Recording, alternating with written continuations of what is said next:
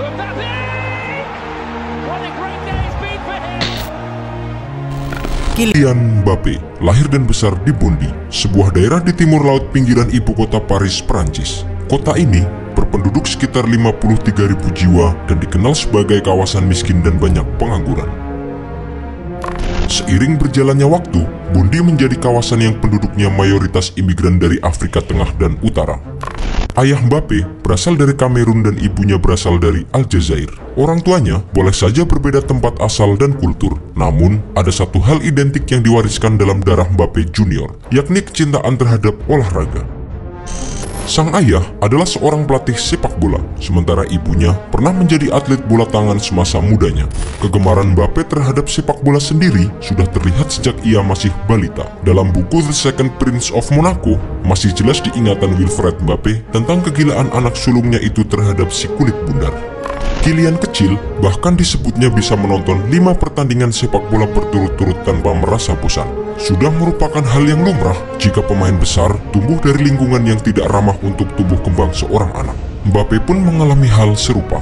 Di daerah pinggir kota Paris, tempatnya menghabiskan tahun-tahun pertamanya dalam hidupnya, memang dikenal sebagai zona rawan tindak kriminalitas dan perkelahian antar geng.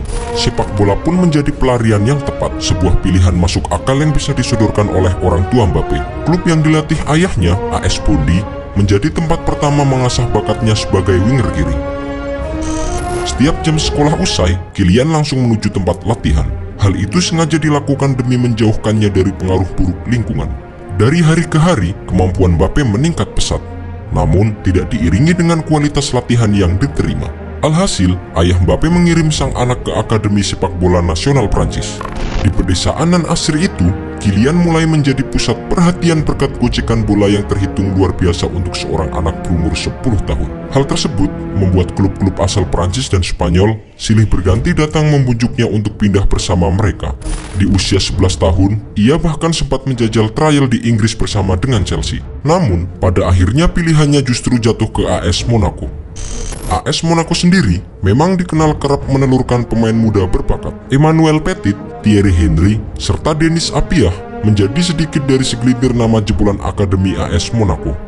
Terlebih, klub kebanggaan negara mungil di Tenggara Prancis tersebut memang acap kali menyisakan satu tempat di tim utama untuk pemain muda potensial. Leonardo Jardim, sang manajer, melihat Kylian Mbappe sebagai aset berharga Monaco. Alhasil, juru taktik asal Portugal tersebut memberinya kesempatan debut di tim senior di akhir 2015 pada usia 16 tahun. Kylian pun berhasil mematahkan rekor Henry yang sudah bertahan selama 21 tahun lamanya. Seiring berjalannya waktu, Kylian mulai dianggap sebagai titisan Henry. Hal tersebut cukup beralasan mengingat satu persatu pencapaian mantan striker Arsenal itu berhasil ia lampaui. Monaco bergerak cepat dengan memberinya kontrak berdurasi 5 tahun pada Maret 2016. Liga 1 musim 2016-2017 menjadi ajang untuk unjuk kebolehan Kylian Mbappe. Gol demi gol tercipta dari kakinya. Rekor demi rekor pun berdatangan. Satu di antaranya adalah pencapaian sebagai pemain termuda yang mencetak hat-trick di kasta tertinggi sepak bola Prancis, yakni di usia 18 tahun 2 bulan.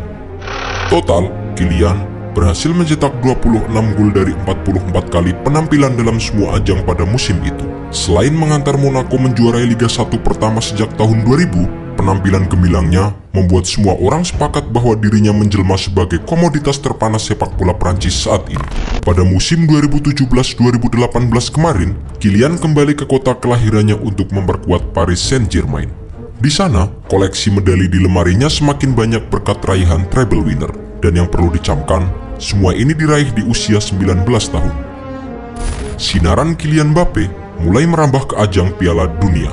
Golnya ke gawang Peru menjadikannya sebagai pencetak gol termuda Prancis di sepanjang sejarah penyelenggaraan gelaran akbar 4 tahunan tersebut. Mbappe juga berhasil membawa skuad Prancis menjuarai gelaran Piala Dunia tersebut.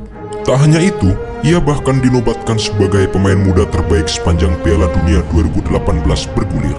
Harus diakui bahwa ia memang melesat bagaikan roket. Kesuksesannya diraih dalam tempo yang amat singkat, yaitu hanya 3 tahun. Namun, perjalanan sosok yang mengidolai Cristiano Ronaldo itu masih sangat panjang. Rekor demi rekor yang disebutkan tadi hanyalah awal dari ratusan ribu langkah yang sudah menunggu. Melihat prospeknya, Trofi-trofi lain tampaknya hanya menunggu waktu untuk bisa digenggam oleh Kylian Mbappe.